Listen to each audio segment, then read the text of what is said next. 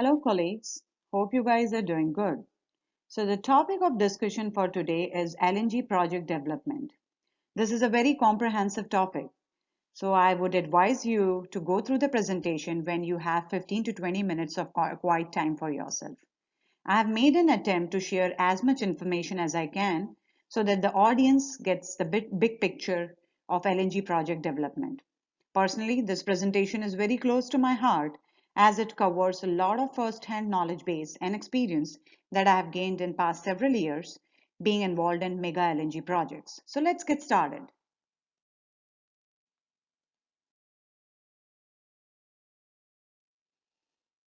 LNG projects are among the most capital intensive energy projects per unit of energy from well to burner depth, given the low energy density of methane and the phase change required to enable the economic feasibility of long distance sea transport at cryogenic temperatures and normal atmospheric pressure.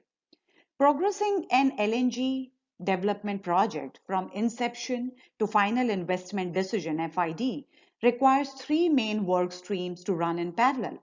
These three work streams are commercial, technical, and financial.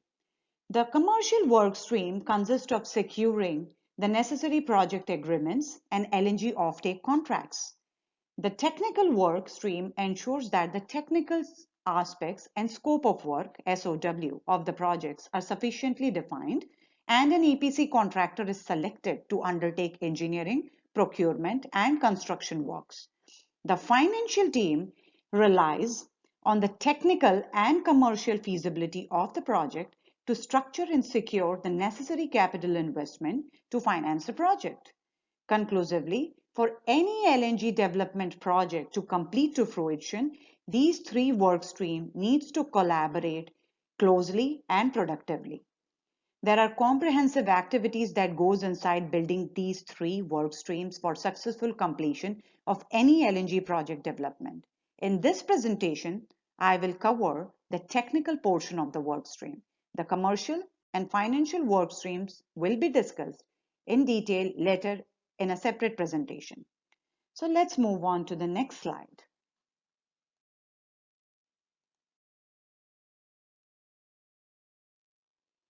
Now let's take a deeper dive into the technical work stream portion of the LNG development. An LNG export project typically comprises of the following technical developmental phases: feasibility, also known as screening and evaluation phase.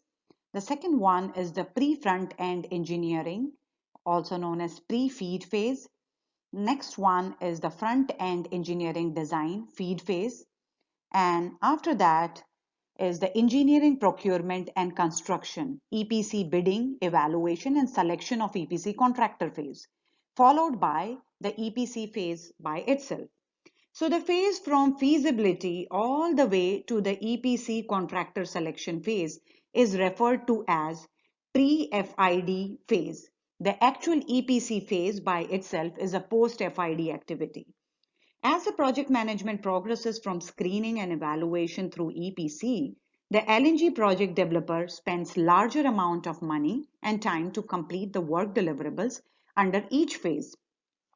Each phase prior to the EPC, or as mentioned above, the pre-FID phases acts as a decision point where the LNG project developers still have the flexibility to exit the project if the analysis does not support proceeding to the next phase. In each phase, the project developer will work to provide increasing definition for the cost of the facilities and the execution schedule with a goal of achieving a high definition of cost, which is typically anywhere around plus or minus 10 to 15% by the time the EPC contract is awarded. Project economics, calculated for each phase based on the latest cost estimates, schedule, and LNG pricing outlook, would be a key factor in determining whether the project is economically viable to move on to the next phase or not. It is not unusual for an elapsed time of 10 to 12 years between inception and the first gas delivery, especially when the greenfield projects are contemplated and there is no previous infrastructure existing to shorten the construction period. The elapsed time can be assumed to be roughly equally split between pre-FID and post-FID stages. So with that, let's move on to take a deeper dive on each of the developmental phases.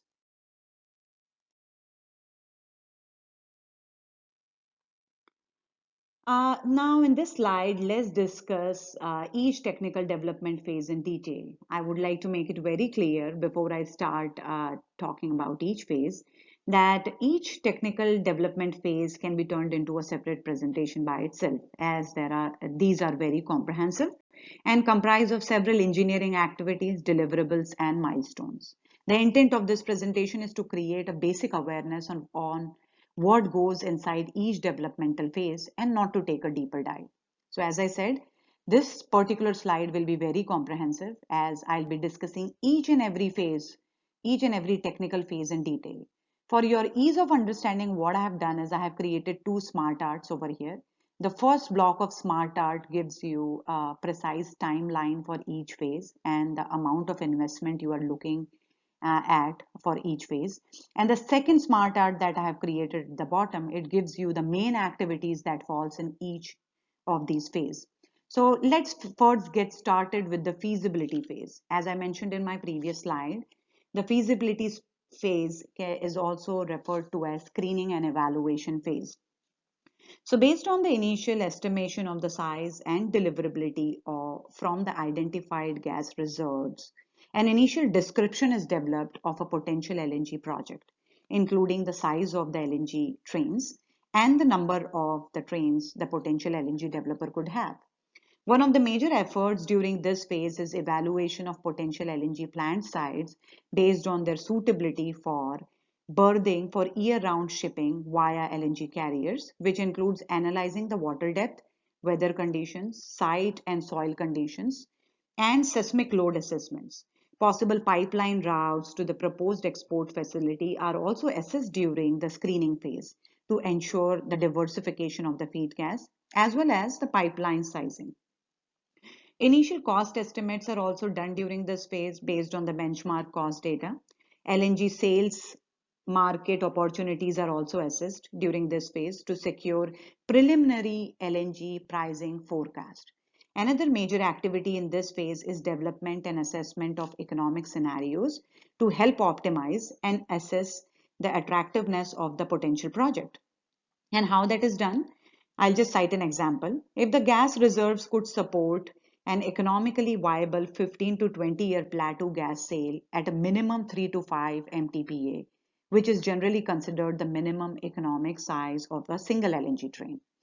The typical thumb rule, if I have to mention for a reserve requirement for a 5 MTPA plateau sale of 20 years is approximately 8 TCF. So the duration of this feasibility phase can vary from anywhere from 6 months to more than a year, depending on what information is already available from existing reserve studies and previous drilling and site assessments. Staffing during this phase is anywhere between 5 to 10 project engineering and salespeople from developer side, and a rough cost estimate is around 500,000 to 1 million US dollars. So these are the insights on the first phase, that is the feasibility phase. Now moving on to the next phase, which is pre-FEED, also known as pre-front-end engineering design phase. In this phase, the initial or preliminary designs for the intended projects are assessed. A pre-FEED contractor is engaged to evaluate the basic engineering package development put together by the licensor technologies involved in the project. The contractor evaluates the optimization of various plant equipments and configuration options to develop the basic scheme for the FEED in order to provide better scope definition to the EPC contractor bidders. As mentioned earlier, a lot of work goes around selecting the major technologies for the liquefaction side as well as the pre-treatment side or the warm side of the facility. So that is the main limelight for the pre-front-end engineering design phase. Overall, this phase results in a better estimation of the project timeline and associated cost and can take anywhere between an estimated 6 months up to 1 year, depending upon the complexity of the project. Cost can be anywhere between 2 to 10 million US dollars, depending on the size and of course the location of the project.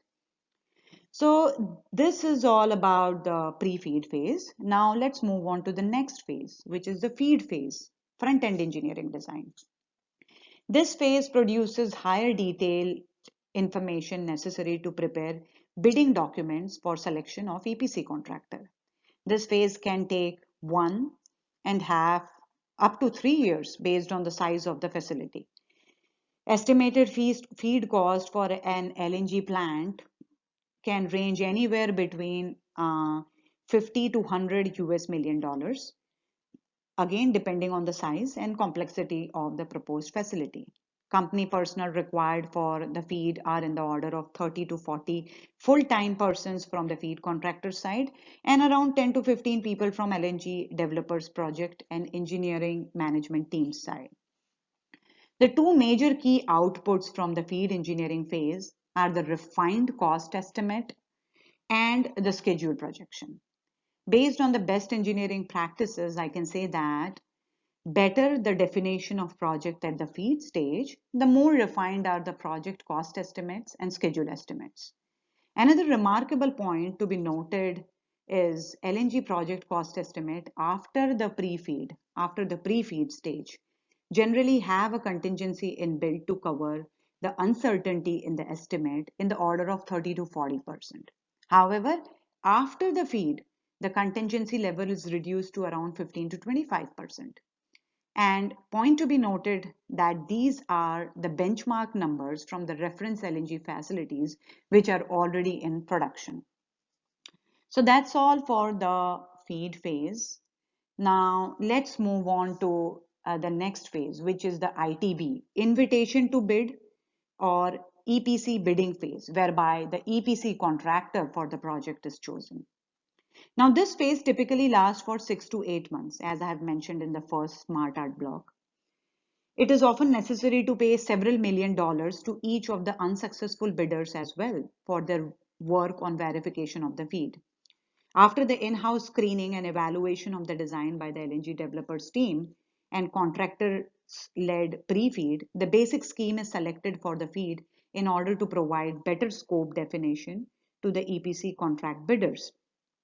The EPC contract will generally have a contingency of about 10 to 15% to cover all the changes that result from gathering more information and doing progressively more design work.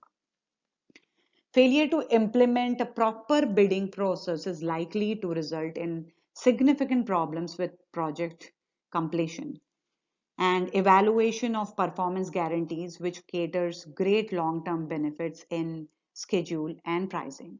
So point to be noted that evaluation of performance guarantees is one of the major efforts in this phase. As a part of this phase, EPC contractor needs to evaluate and formally endorse the company's feed design endorsement certificate.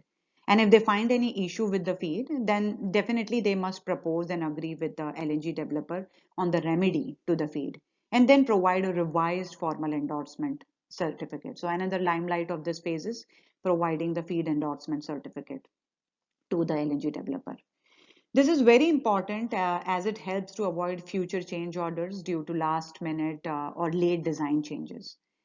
The EPC contract bidding for a greenfield project is almost always done on a competitive pricing basis. And the number of qualified bidders is often further reduced by the practice of forming consortiums for bidding on the EPC work, which can reduce the number of separate bidding companies or limit them to a group of only 3 or 4. So based on the lesson learned collated by several LNG developers, which are already in production mode, and the published resources on LNG, it is to be noted that the bidding strategy can potentially save anywhere between 10 to 20% on the price of the EPC bid. So it's a big deal, 10 to 20% on the EPC bid is a very big amount. So with that, let's move on to the next phase. And the next phase is FID, which is the final investment decision phase. The FID is the phase to make the final commitment to the project, including the financial commitment to award the EPC contract and also to meet the conditions precedent in the LNG sales and purchase agreement. Before officially announcing the FID, the project partners required to meet two conditions. First is prior completion of all necessary government agreements, including complete fiscal terms and legislations and land allocations and access. And the second financing commitment uh, is provided to the project by the lenders, including export credit agencies, commercial banks, and other approved lenders on the project. So those are the two things and that are done in FID phase. Now with once the FID is taken on the project, then we move to the EPC phase, which is a very huge and humongous phase. And as I mentioned over here in the smart art, you can look anywhere between 5 to 6 years overall for this phase. We'll talk more about that in as I go deeper down into the EPC phase. So the EPC phase primarily comprises of detail engineering design as well as the construction site work. After the final investment decision, the EPC contractor produces final engineering designs and drawings and arranges the procurement of materials and equipments.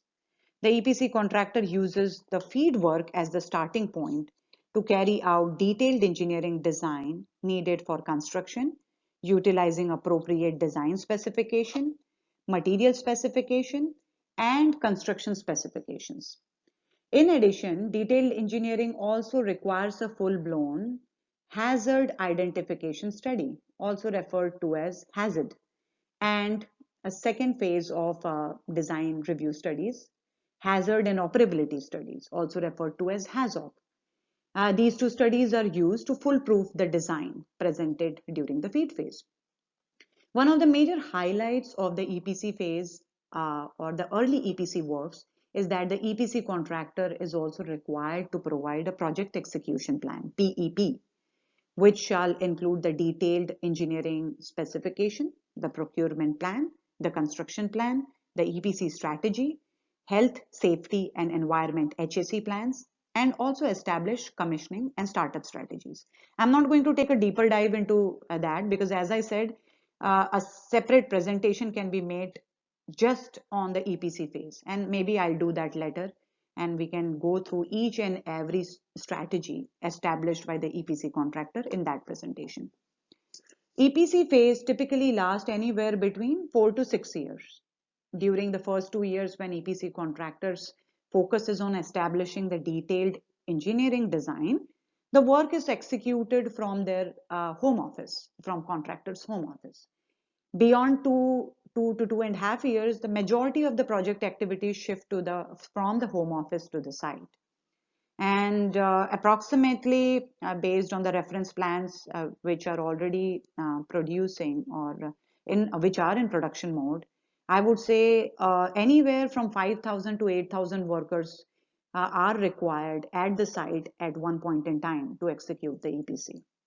Definitely cost is more accurate at the EPC phase, and completion of the project could cost anywhere between 1,500 to 2,500 US dollars per ton of capacity, or perhaps more depending on the local market conditions. Above and beyond, this phase is very critical in determining the overall success of the project in terms of schedule and cost. So that's all about all the developmental phases. And with that, we'll move on to the next slide. I hope you were able to get a lot of information on each and every development phase. As I mentioned, please follow the two smart arts that I have put together over here to glean the information, to glean or grasp the information, because I know that it's very comprehensive.